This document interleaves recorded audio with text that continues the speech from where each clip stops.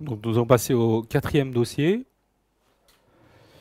qui est un dossier qui pour moi est important parce que dans l'item qu'on aborde sur ce dossier numéro 4, c'est l'item épistaxis. Et je vous rappelle que cet item, il y a bien marqué épistaxis avec le traitement. Et en fait, c'est assez facile de faire des longs dossiers sur les épistaxis, puisque comme il y a une escalade du traitement, au fur et à mesure des questions, à chaque fois on va dire voilà, il y a un échec de ce que vous venez de faire comme traitement, et vous passez à l'échelon supérieur, et comme ça fait 4-5 questions successives très faciles à faire sur la simple question déjà de la prise en charge thérapeutique des épistaxis, qui est parfaitement à savoir par rapport au dossier de l'ECN. Donc c'est un patient de 60 ans qui arrive aux urgences pour une épistaxis gauche antérieure et postérieure qui ne cède pas à la compression bidigitale. Première question, quel est le principal critère à apprécier à l'arrivée aux urgences devant une épistaxis?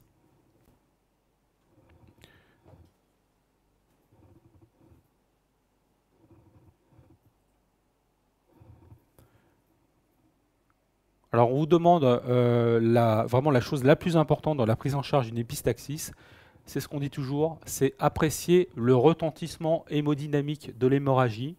C'est le premier critère qu'il faut savoir retrouver. Et comment le faire le plus simplement possible? C'est bien sûr le plus souvent par la recherche de signes de choc. C'est devant toute épistaxis. Et c'est ce qui permet en fait, dans la première chose qu'on fait quand il y a une épistaxis qui arrive aux urgences ou pour un dossier, c'est de permettre de différencier une épistaxis de faible abondance, de moyenne abondance ou de grande abondance. La prise en charge n'est pas tout à fait pareil.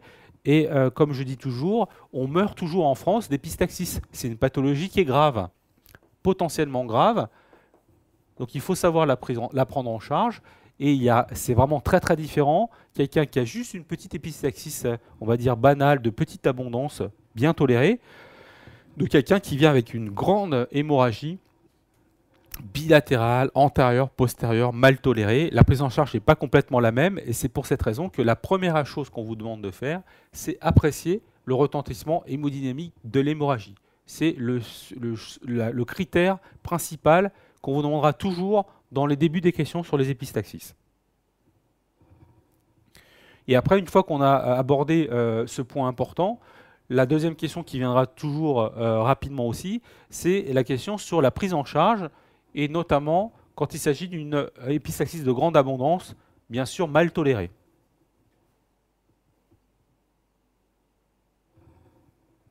Alors, ce qu'on vous demande en premier, toujours, quand il s'agit d'une épistaxis de grande abondance mal tolérée, forcément, il faudra hospitaliser le patient pour surveillance. Donc ça, c'est un élément très important qui doit venir en premier quand vous répondez à une question de ce type sur l'épistaxis. J'ai remis, pour vous remettre une couche, la recherche de signes de choc,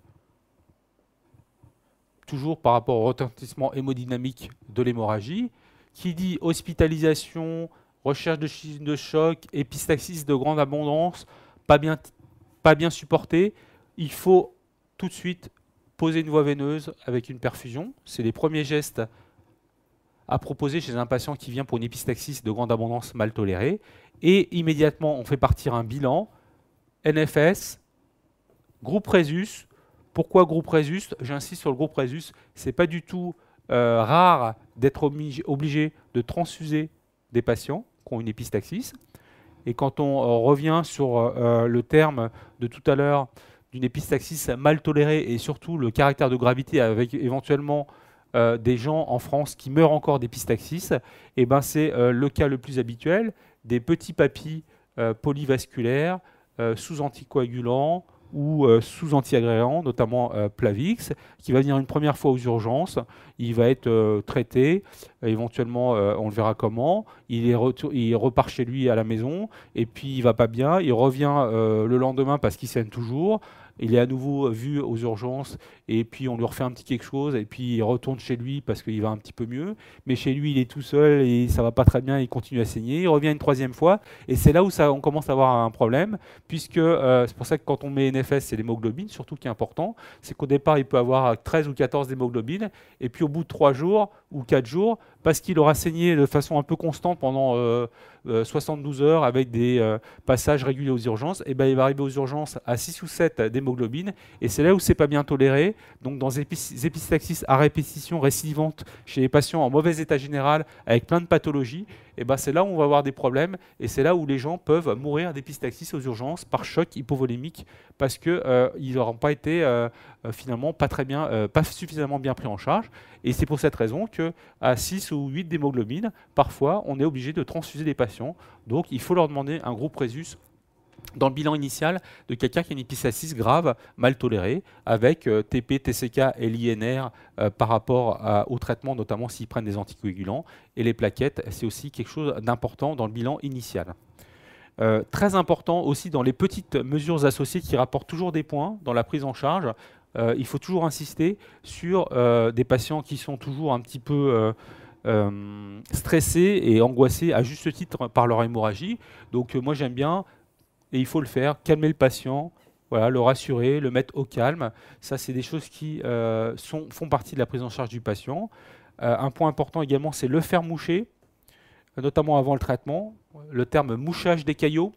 Mouchage des caillots, je vous rappelle pourquoi. C'est parce que si on laisse des caillots en place dans une fosse nasale, il y a une fibrinolyse locale qui fait pérenniser le saignement. Donc il ne faut pas avoir peur de les faire moucher. Et au contraire, il ne faut pas avoir peur que ça aggrave le saignement.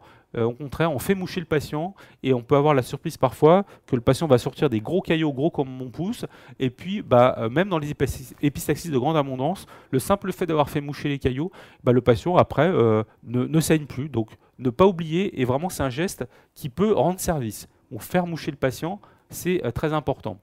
Bon, j'ai mis l'atmosphère fraîche, c'est un truc un peu qui traîne un peu partout en fait. Bon, c'est sûr qu'il ne faut pas le mettre la tête sur le radiateur, bon, c'est un peu moins important. Alors, très important aussi par contre, la position demi-assise, tête penchée en avant. Bien sûr, c'est la position idéale des patients à techniquer quand ils arrivent aux urgences avec une épistaxis de grande abondance, pour éviter bien sûr les épistaxis déglutis ou les épistaxis inhalés qui vont aggraver la situation. Par contre, vous avez vu que j'ai bien marqué, enfin j'ai bien pas marqué des choses que parfois vous mettez toujours. Aucun intérêt de l'oxygénothérapie. En plus, si vous mettez la lunette oxygène dans le nez, ça risque d'irriter encore plus le nez. De toute façon, il saigne abondamment, donc ça n'a aucun intérêt. Pareil, la sonde nasogastrique, ne mettez pas de sonde nasogastrique parce que vous allez encore irriter les narines. C'est pas le problème, donc c'est pas des choses qui sont à faire en urgence. Ça n'a pas la prise en charge en urgence.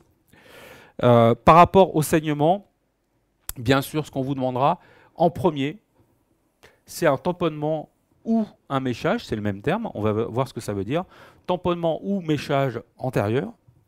Et là aussi, j'insiste sur ce terme antérieur, parce que vous avez toujours aussi parfois le défaut de penser par rapport à l'énoncé du dossier où je vous ai marqué qu'il s'agissait d'une épistaxis unilatérale ou bilatérale, ça c'est pas grave, mais surtout sur le terme, s'il y a une épistaxis abondante antérieure et postérieure, je répète et j'affirme que même si l'épistaxis est antérieure et postérieure, on ne fait, entre guillemets, qu'un méchage ou tamponnement antérieur. Ce n'est pas parce qu'il y a marqué dans l'énoncé ou parce que le patient saigne abondamment en avant et en arrière qu'on va lui faire d'emblée un méchage antéro-postérieur. Pas du tout.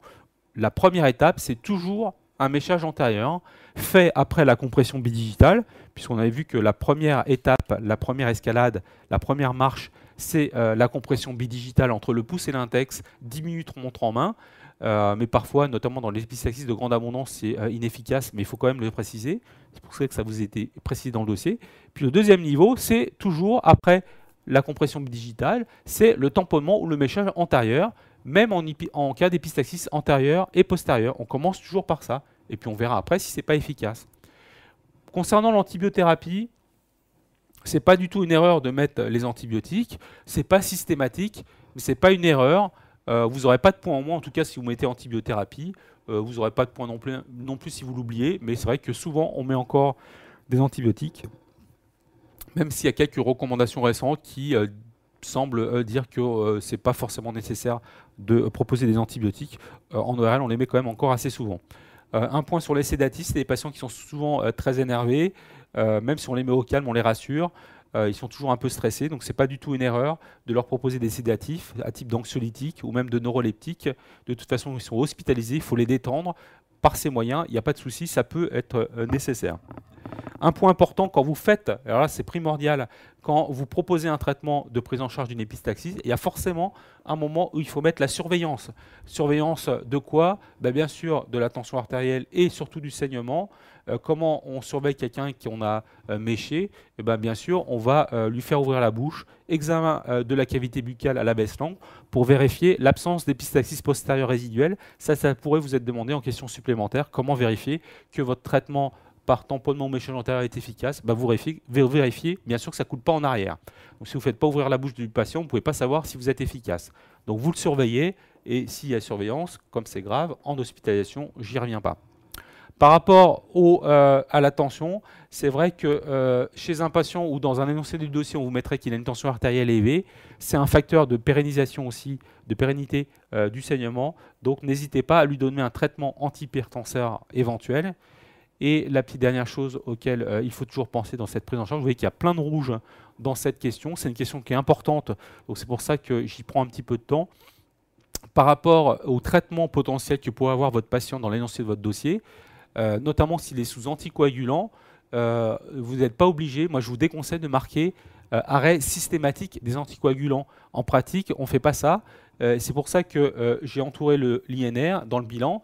Quelqu'un qui est sous anticoagulant, en fait, là, ce qu'on fait en pratique et ce qu'on pouvait marquer dans un dossier si ça vous est demandé, vous mettez arrêt des anticoagulants selon le taux d'INR. C'est ça qu'on fait en pratique. Donc ne répondez pas arrêt systématique des INR.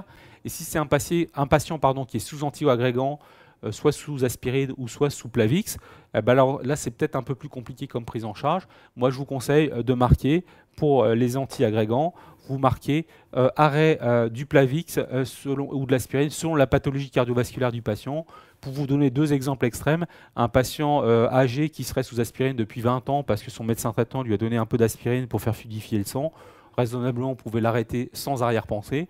À l'inverse, quelqu'un qui a été mis sous Plavix 15 jours ou 3 semaines avant parce qu'on lui a posé un stent actif, là, raisonnablement, il ne faut pas arrêter le Plavix, vous êtes obligé de le continuer. Donc, c'est pour vous dire aussi également que dans un long dossier qu'on fait maintenant pour l'épistaxis, on peut parfaitement, au début, vous demander un dossier, vous poser un dossier sur la prise en charge d'un patient qui a eu un stent ou qui a eu une pathologie cardiovasculaire, et en commun avec un dossier cardiovasculaire, de cardiologie, sur quelques questions en fin de dossier, on peut parfaitement vous poser quelques questions sur une épistaxis liée à une prise de traitement par anticoagulant ou par antiagrégant. Vous voyez qu'on peut faire des longs dossiers là-dessus sans aucun problème en lien avec un sujet de cardio associé. Alors en fait, on vous dit qu'il s'agissait en fait d'une épistaxis de moyenne abondance, assez bien tolérée, et grâce à votre traitement, donc tamponnant au méchage antérieur, le patient ne cède plus. Comment envisagez-vous la suite de la prise en charge? Donc un patient que vous avez méché, s'il est bien entouré, si c'est un premier épisode, s'il ne prend pas de traitement et que votre patient ne saigne plus après votre prise en charge, vous pouvez parfaitement lui proposer un retour à domicile, c'est parfaitement possible.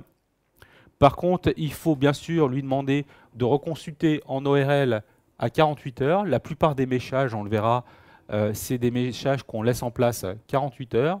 Et donc, il faut proposer, quand c'est des méchages non résorbables, on verra ce que ça veut dire, il faut proposer un déméchage à 48 heures, et ça se fait par le spécialiste ORL. Donc, il faut proposer une consultation à 48 heures chez ces patients. Et de la même façon, n'oubliez pas de préciser à votre patient qu'il faut qu'il reconsulte en urgence s'il y a une récidive de l'épistaxis.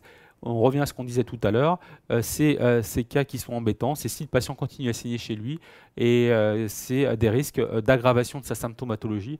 Donc il faut bien lui expliquer où et quand revenir si son épistaxis récidive. Il ne faut pas qu'il reste chez lui, bien sûr, en train de saigner.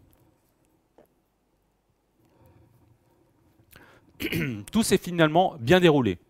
Mais un mois après, le patient consulte en urgence pour un nouvel épisode d'épistaxis gauche, antérieure et postérieure. Vous lui proposez la même prise en charge qu'à la question 2, mais cette fois-ci sans succès. Quel traitement faut-il alors proposer? Eh bien là, on est dans le cas où je disais tout à l'heure, où on peut vous faire plein de questions successives avec des échecs successifs de vos traitements de prise en charge d'une épistaxis. Donc on est dans un échec d'un tamponnement ou d'emméchage antérieur. Qu'est-ce qu'on propose en cas d'échec?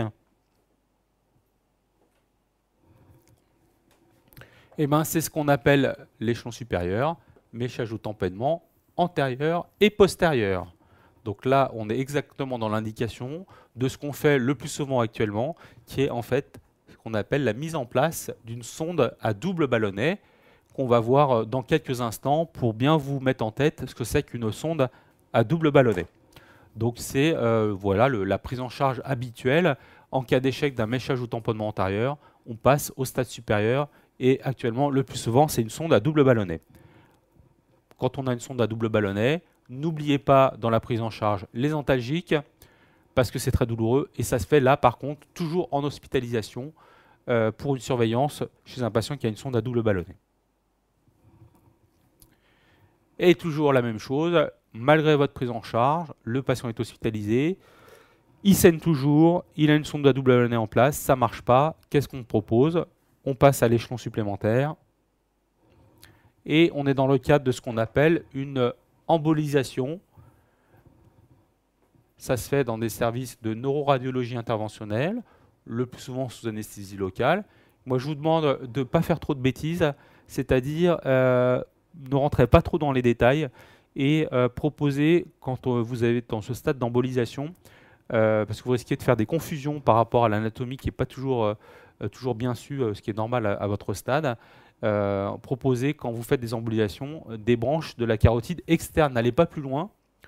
Dans les termes que vous utilisez, vous risquez de faire des erreurs. Et surtout, voilà, c'est ce que j'ai marqué, vous risquez d'emboliser les branches de la carotide interne. Parce que quand vous commencez à utiliser des artères, vous risquez d'employer le terme de artère ethmoïdale antérieure, artère ethmoïdale postérieure, qui sont effectivement des artères qui sont dans la vascularisation des fosses nasales, sauf que l'embêtement, c'est des branches de l'artère ophtalmique, qui est également une branche de la carotide interne. Donc le risque, si vous embolisez ces artères, avec le reflux, quand vous embolisez ces artères, vous risquez d'emboliser l'artère ophtalmique avec une cécité, et vous risquez d'emboliser la carotide interne avec les risques neuro non négligeables. Donc c'est pour ça qu'il ne faut vraiment pas emboliser les branches de la carotide interne. Et comme j'ai peur que vous fassiez des confusions, mettez juste les branches de la carotide externe, embolisation sélective des branches de la carotide externe. C'est vrai que ce qu'on fait le plus souvent, c'est l'artère maxillaire interne, qui est une terminale de la carotide externe. La principale branche, c'est l'artère sphénopalatine qu'on va emboliser, mais vraiment, j'ai peur que vous fassiez des confusions. Et l'artère faciale aussi participe à la vascularisation des fosses nasales. Donc c'est ce qu'on embolise le plus souvent des deux côtés. Et vous voyez un exemple voilà, d'embolisation. Donc vous voyez que c'est ce contrôle artériaux. Vous voyez qu'il y a plein de vaisseaux partout là, qui sont en cause dans les saignements. Bah, vous voyez, après l'embolisation, on a quasiment, il n'y a plus rien. Donc c'est un bon moyen pour diminuer les épistaxis chez les gens, mais c'est vraiment un stade très très élevé. Donc n'oubliez pas ce terme, embolisation des branches de la carotide externe. Grâce à votre traitement, l'épistaxis est enfin tarie. Donc bravo, je vous félicite. Et compte tenu de la récidive rapide, donc vous êtes voilà, un bon médecin, vous le revoyez systématiquement à 15 jours en consultation d'ORL, et l'interrogatoire vous apprend qu'il est menuisier. Ah tiens, à quoi faut-il alors penser? Pourquoi? Donc ça, c'est une question importante toujours. Et là, si on vous met ça, ça doit faire tilt. Alors, est-ce que ça fait tilt chez vous? La réponse? Et oui, ça doit venir tout de suite. On va vous faire penser à quoi? Cancer de l'ethmoïde gauche. Le type anatomopathologique, c'est un adénocarcinome. Et pourquoi? Parce qu'il faut savoir que l'exposition professionnelle aux poussières de bois, exemple menuisier, ébéniste, c'est des expositions professionnelles au bois et c'est un cadre très classique qui va pouvoir donner ce type de cancer. Alors c'est ça qui est important en cancérologie ORL. Si on se rappelle du cancer dont on parlait au dossier précédent, ça n'a rien à voir avec le cancer ORL dont on parlait tout à l'heure. Et là, c'est un exemple en ORL de choses qui sont à savoir parfaitement parce que ça vous rend service. Si vous lisez la première ligne d'un dossier où là, ce que je vous disais dans cette question, c'est que si on vous parle de Monsieur X dans un énoncé du dossier, Monsieur X ébéniste ou menuisier, c'est même pas la peine d'aller plus loin dans la lecture de l'énoncé, c'est que forcément, c'est la chance des cancers, certains cancers ORL, c'est la chance, ça veut dire qu'on veut vous orienter, c'est la seule possibilité. Quelqu'un qui est menuisier, ça veut dire qu'on va forcément vous orienter vers un cancer de l'ethmoïde, je vous rappelle, c'est un cancer du sinus, et la particularité de ce sinus, de ce cancer, c'est que l'anapathe, c'est l'adénocarcinome toujours. Donc ça n'a rien à voir avec le cancer de l'alcoolotabagique, qui est un cancer de type carcinome épidermoïde. Et c'est la deuxième type de cancer ORL. Et le troisième type de cancer ORL, dont on peut vous demander aussi en dossier, qui n'a rien à voir avec celui-là et le cancer ORL de l'alcoolotabagique. Et là, c'est pareil, première ligne du dossier, vous ne pouvez pas vous tromper. Si on vous demande première ligne de dossier d'un cancer ORL, Monsieur X ou Madame X qui vient de l'Asie du Sud-Est ou du Maghreb, là c'est pareil, c'est pas la peine d'aller plus loin dans la lecture de l'énoncé du dossier, c'est que forcément on veut vous orienter vers un cancer du cavum qui là, la forme anapathe, c'est un carcinome indifférencié, ce qu'on appelle l'UCNT. Voilà, donc vous voyez que c'est complètement différent du cancer de l'ethmoïde et c'est complètement différent du cancer, moi que j'appelle cancer de l'ORL, de l'alcoolotabagique. Donc c'est trois types de cancers différents que malheureusement vous apprenez toujours en même temps, c'est une erreur. Ce n'est pas du tout les mêmes localisations, ce n'est pas du tout les mêmes formes anapathes. Là c'est l'épidermoïde, on l'a vu tout à l'heure. Épidermoïde, indifférencié, adénocarcinome. Trois types de dossiers différents. L'exposition au bois, là le Maghreb, l'Asie du Sud-Est, là l'alcool et le tabac. Donc vous voyez que ça n'a rien à voir. Je vous demande de bien l'apprendre et de ne pas le confondre. On est bien là dans le type idéal du cancer de l'ethmoïde dans un type adénocarcinome parce que c'est une exposition professionnelle à la poussière du bois. Comment faire la preuve? Eh bien, comme tout cancer, il faudra faire une biopsie à visée histologique qui est médico-légale. Oh, ça peut se faire sous anesthésie légale, mais ce n'est pas du tout une erreur de le faire sous anesthésie générale. Et ça se fait au cours d'une endoscopie de la fosse nasale gauche. Vous voyez que quand on fait une endoscopie, vous voyez une espèce de tumeur dans la fosse nasale. En fait, ce qu'il faut comprendre, c'est que quand on fait un nez comme ça, avec la cloison nasale et avec la lame criblée de l'ethmoïde, et ben en fait, là, c'est déjà le sinus ethmoïdal, cette partie. Et ben quand on a un cancer, on a une espèce de polype qui pend, qui vient du sinus ethmoïdal et qui pend dans la narine. Donc c'est exactement ce que je viens de vous dessiner là, c'est la partie apparente là. Bah donc on a une espèce d'ulcération qui peut être amenée à saigner, c'est le dossier qu'on vient de voir. Tumeur qui saigne, on va en faire une petite biopsie à visée histologique pour confirmer le diagnostic d'adénocarcinome de l'ethmoïde. Donc ça se fait au cours d'une endoscopie de la fosse nasale. Quel bilan loco-régional faut-il alors réaliser en cas de confirmation du diagnostic de ce type de cancer? C'est la particularité du cancer de l'ethmoïde. On va bien sûr faire un bilan d'extension locale et un bilan d'extension générale, comme toujours en cancérologie.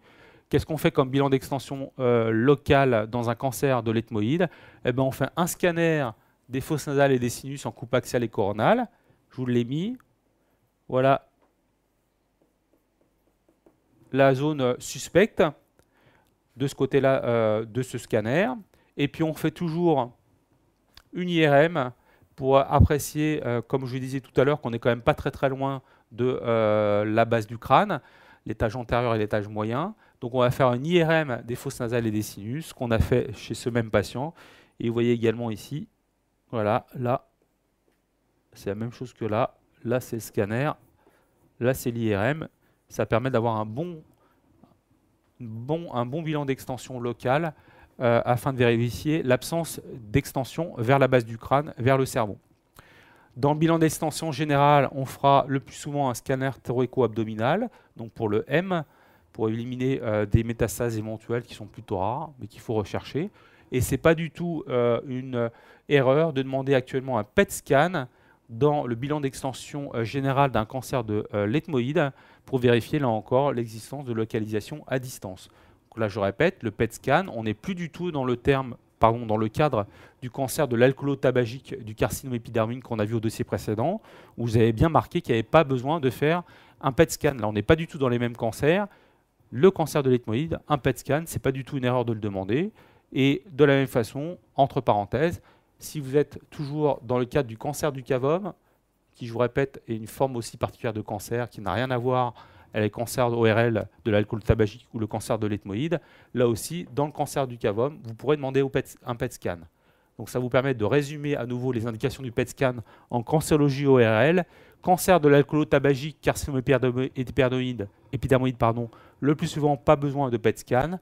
Par contre, adénocarcinome de l'ethmoïde ou cancer du cavum, oui, PET scan dans le bilan d'extension, c'est possible. Quels sont les moyens thérapeutiques que l'on peut utiliser pour traiter sa maladie, son cancer de l'ethmoïde?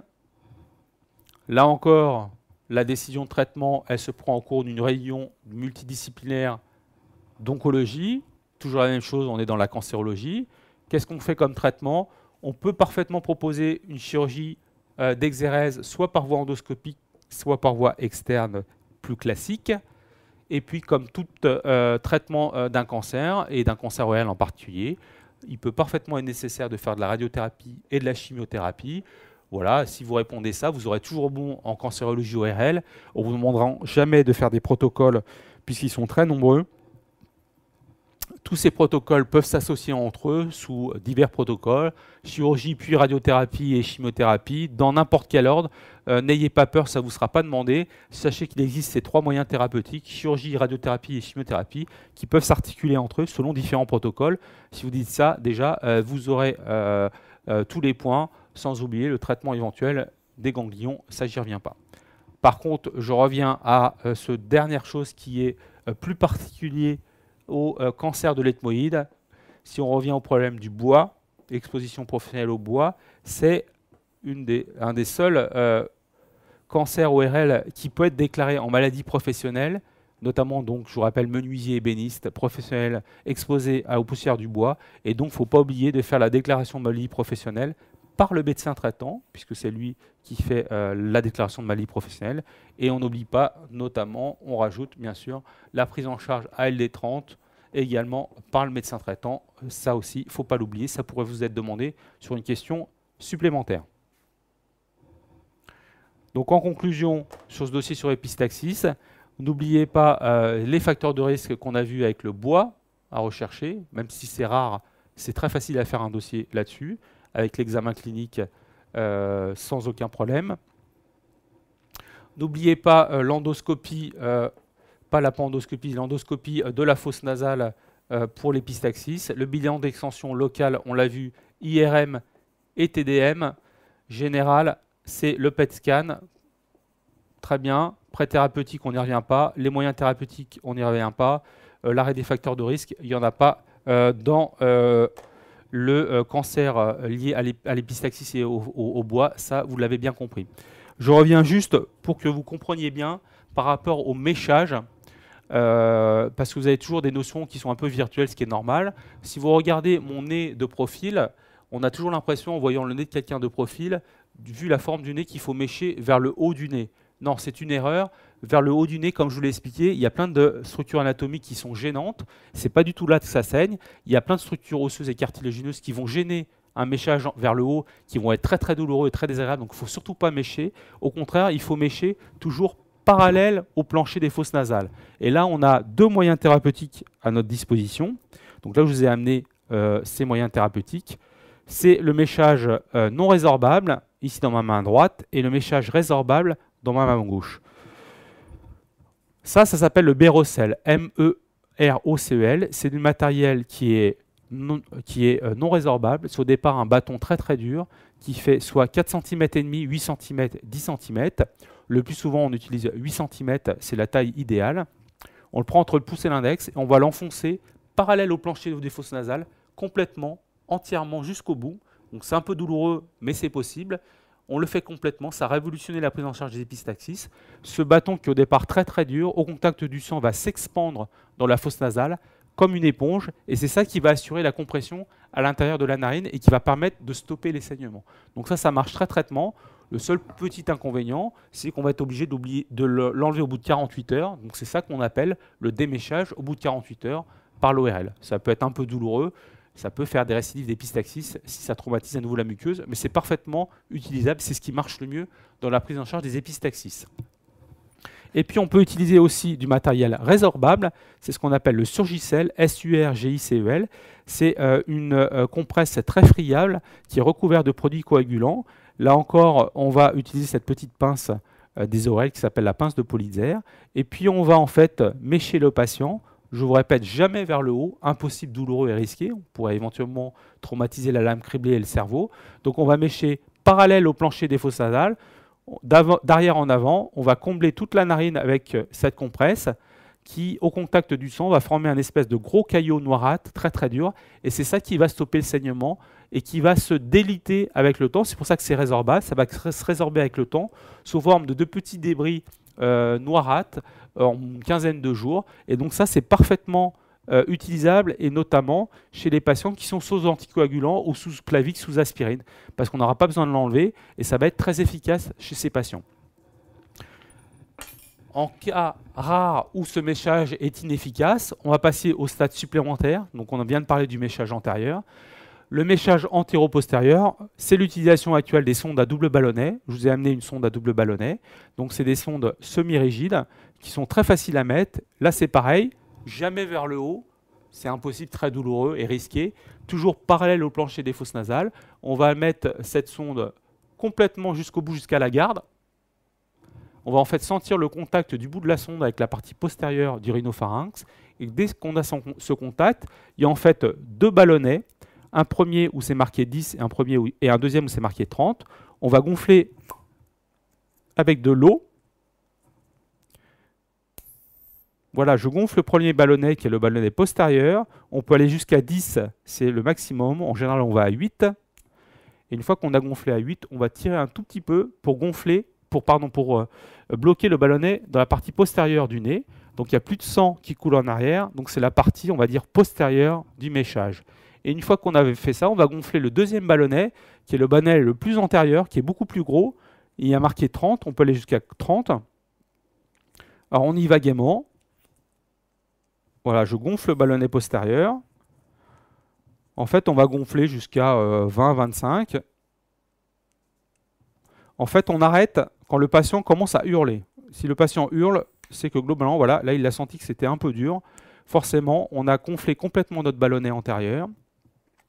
Et en fait, le patient a sa sonde à double ballonnet qui est positionnée dans son nez, avec le ballonnet postérieur pour empêcher le sang de couler en arrière, et le ballonnet gonflé en antérieur pour éviter au sang de couler en avant. Donc on a bien pratiqué un méchage antéro-postérieur par une sonde à double ballonnet pour arrêter le saignement. Et si le patient saigne des deux côtés, on peut parfaitement mettre une sonde à double ballonnet dans chaque narine sans aucun problème.